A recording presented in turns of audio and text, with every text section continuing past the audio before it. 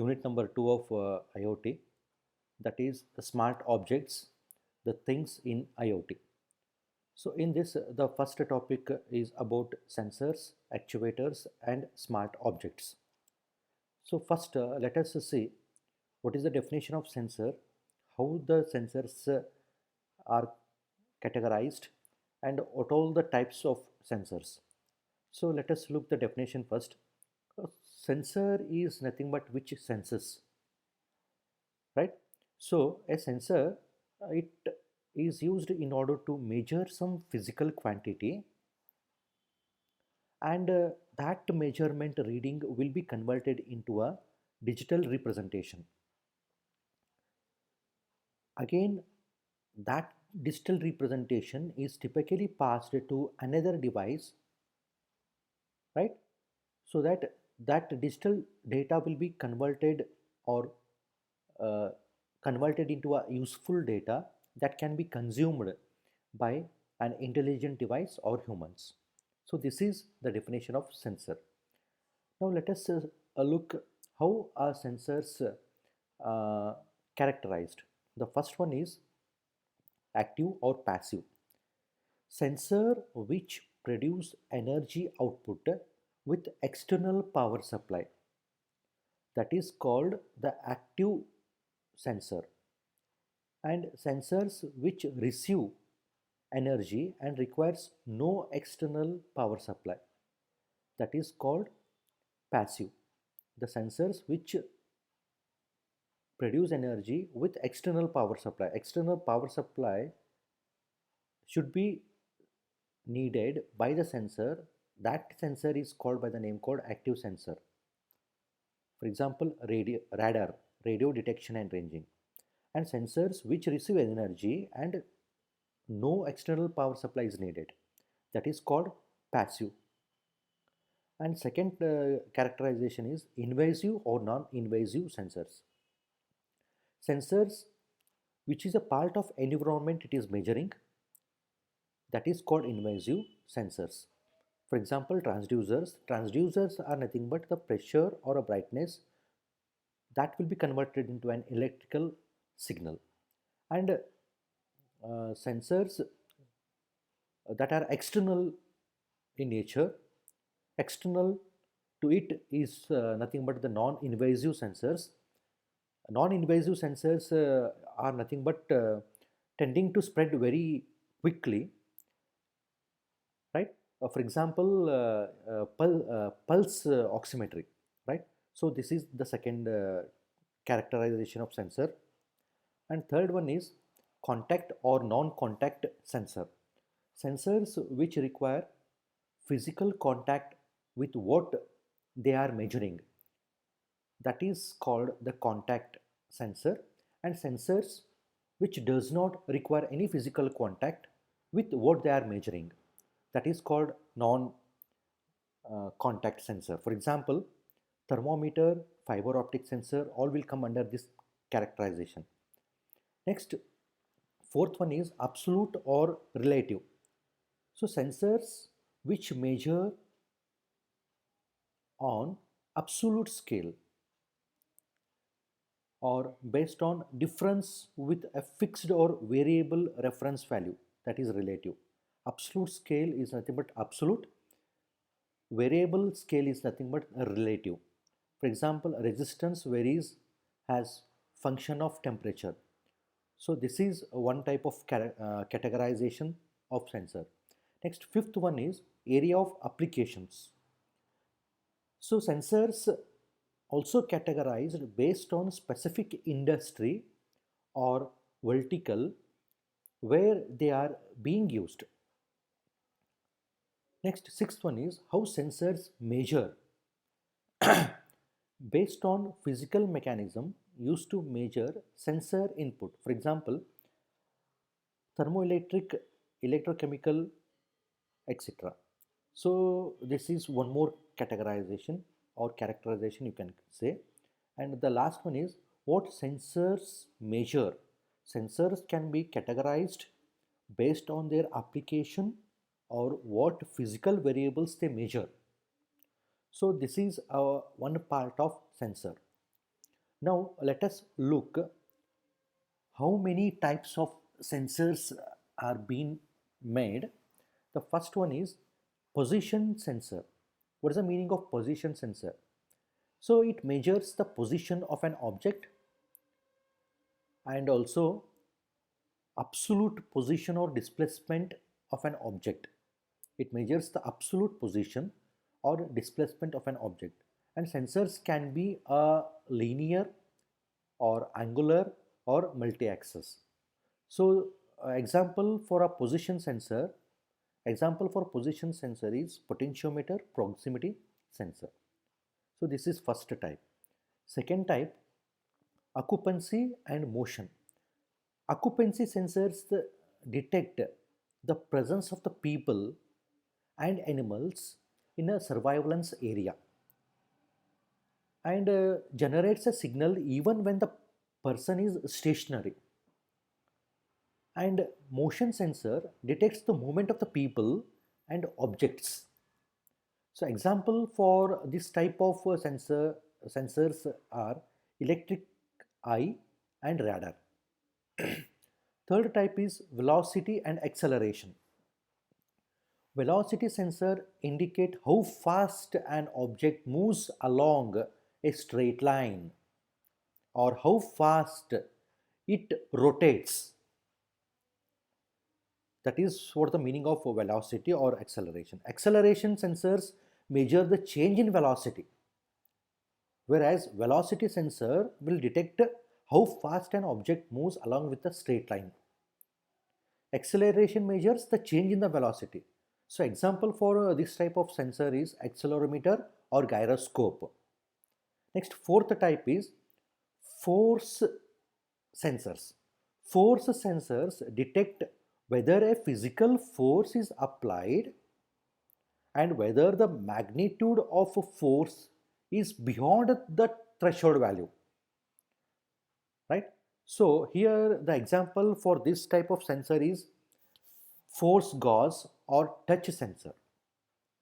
Next comes fifth one, pressure sensor. Pressure sensors are related to the force sensor and which is used to measure the force applied by the liquids or gases actually. Pressures Pressure is measured in terms of force per unit area. Example for this type of sensor is barometer or piezometer. Next comes sixth one, that is flow sensor. Flow sensor detects the rate of fluid flows. They measure mass as well as velocity. Example, mass flow sensor, water meter. And seventh one is acoustic sensor. Acoustic sensor actually it measures the sound level. That sound level will be converted into an digital or analog signals. For example, microphone. Next comes humidity sensor. It will detect the humidity of air or mass. So for example, if you take soil moisture, it will detect the amount of water content in the soil. Next comes ninth one, that is light sensor. It will detect the presence of light, visible or invisible, you can say. Visible light or invisible light, it will measure. Example, photo detector or infrared sensor. Next one, radiation sensor detects the radiation in the environment. That is ionization, you can say. Muller counter is an example. So next one is temperature sensor, measures the amount of heat or cold that is present in the system. For example, if you take thermometer, it will detect the amount of heat or cold of a body. And next one, chemical sensor. So it measures the concentration of the chemicals in the system. For example, if you take a carbon dioxide sensor, senses only CO2 in the atmosphere. Next one is biosensor. it will detect the various biological elements such as organisms, such as tissues, such as cells, or can take enzymes, etc. For example, pulse oximetry, comma, blood glucose biosensors. So this is about the sensor part. Next comes actuators. You can go with this diagram here. So here we have a real world, that is physical environment. So what this sensor do is it will sense this physical environment and it measures that data. That data will be converted into a digital representation, that is electrical signal. So this on this digital representation some act will be done, so that a useful work will be done. So actually actuators, the meaning of actuator is nothing but actuator receives some type of control signal. It will receive some type of control signal that triggers a physical effect, that triggers the physical effect.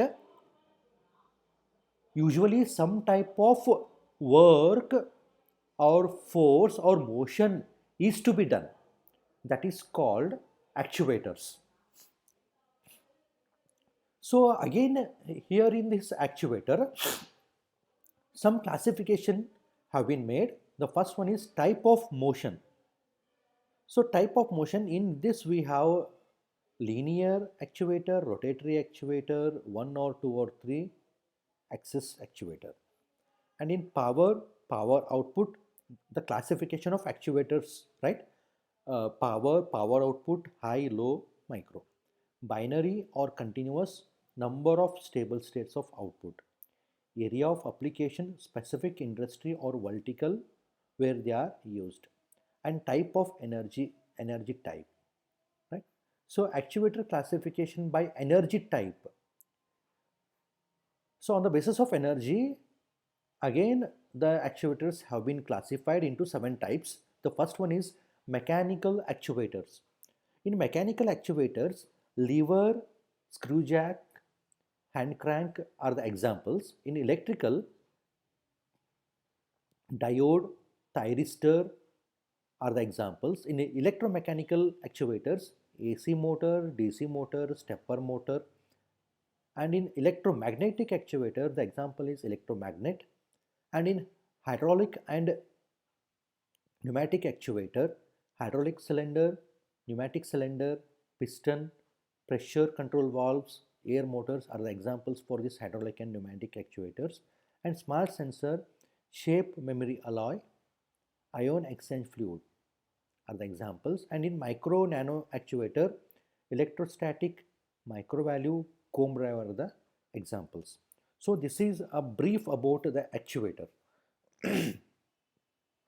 So actually, in general, what I can say is the function of actuator is to move or control the mechanism of a system, right?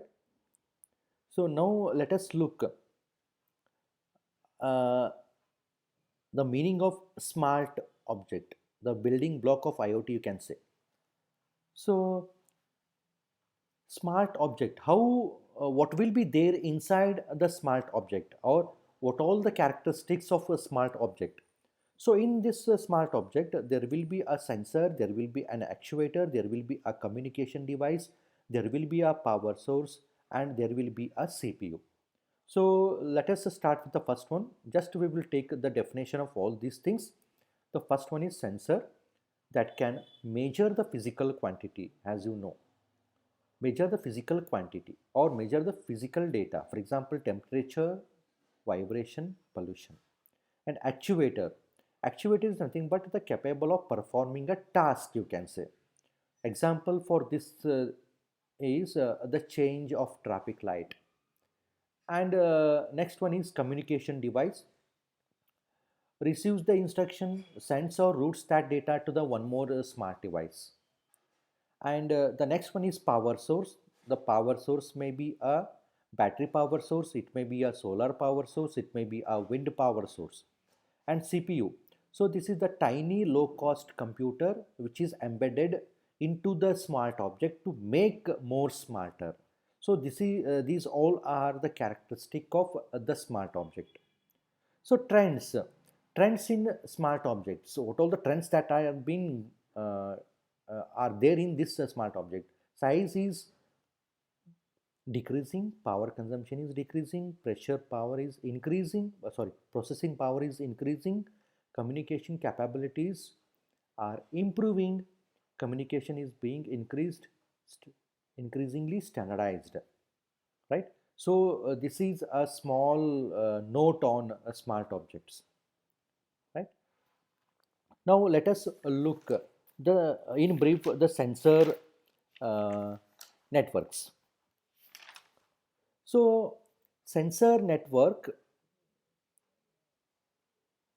is nothing but the network of sensor that sense and measure their environment and or the actuator that act on their environment, right? That is called by the name called SANET, sensor network. Sensor network offers the highly coordinated sensing and actuation capabilities. For example, smart homes. So advantages of wireless based solutions are greater deployment flexibility, simpler scaling to a large number of nodes, lower implementation cost, easier long-term maintenance, effortless introduction of new sensor or actuator nodes, better equipped to handle dynamic rapid topology changes.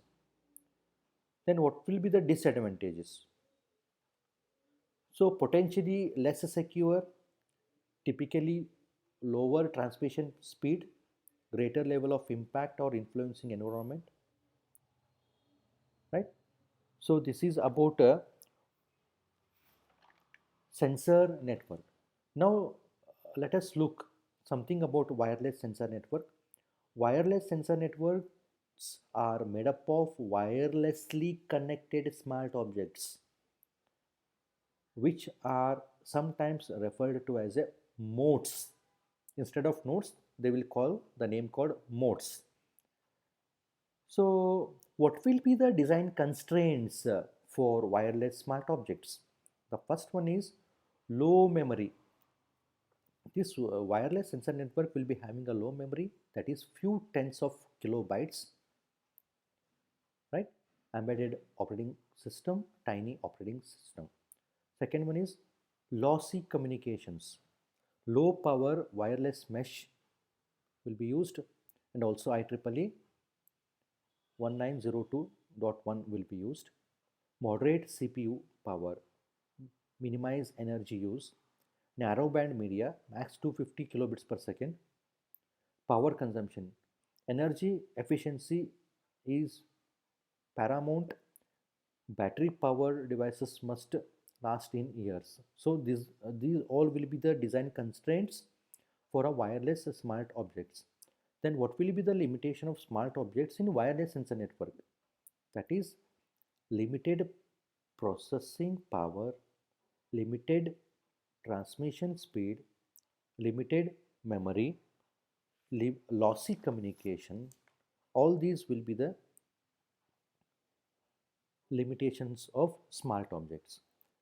Now let's take up the most interesting topic, connecting smart objects. So connecting smart objects, how? By taking these criterias. The first one is range, second one is frequency band, third one is power consumption, fourth one is topology, next fifth one is constrained devices, next one is constrained node networks, right? Now let us look the range. So range in sense how far the signal need to be propagated, right? And what will be the area of coverage for a selected wireless technology? Should is it a indoor or outer deployment will be differentiated, right? So let us look the first one, that is short range. Short range, the classical wired example is a serial cable. Suppose tens of meters between two devices. And for a short range, the examples will be the Bluetooth and visible light communication. Short range are usually found in only minority of IoT installation. So this is about short range. Next, in medium range, range is of tens to hundreds than 1 mile between the two devices. Example, IEEE 802.11 Wi-Fi, IEEE 802.15.4, 15.4, 802.15.4G wireless personal area network, wired IEEE 802.3 Ethernet, IEEE 1901.2 narrowband power line communication. So this is about the medium range. Long range is greater than 1 mile between two devices. Example, 2G, 3G, 4G, IEEE 802.11 Wi-Fi, low power wide area network. So on the basis of these short range, medium range, long range, this diagram has been taken place. So short range, for a short range, there is a Bluetooth. For a medium range, there are some Zigbee 802.15.4 example, etc. And for a long range, 2G, 3G, 4G, 5G. So this is about the first point, that is range under the communication criteria in order to connect the smart object. Now let us look the frequency band. Frequency band, actually International Telecommunication Unit as well as Federal Communication Commission define the regulation and transmission requirements for various frequency bands. These two have given some regulations in order to transmit the data. So for IoT access, there are most well-known ISM, that is industrial, scientific and medical bands, that is 2.4 gigahertz band as used as by the IEEE 802.11 B/G/N Wi-Fi, IEEE 802.15.1 Bluetooth, IEEE 802.15.4 wireless band. So this is about the frequency band. And the next one is power consumption. Powered nodes and battery powered nodes, whether the sensor or a smart objects are having a power nodes or battery powered nodes. Powered nodes has direct connection to the power source and communication are usually not limited by the power consumption criteria. Battery powered nodes are much more flexible to IoT devices. Less power consumption and connectivity for battery powered nodes, that is low power wide area network. So this is about power consumption. The next comes here is topology. So here we need to take care of two terms, that is FFD and RFD, full function device and reduced function device. Full function device implements the full protocol stack and acts as a network coordinator. Reduced function device, reduced level of functionality, that is end device you can say.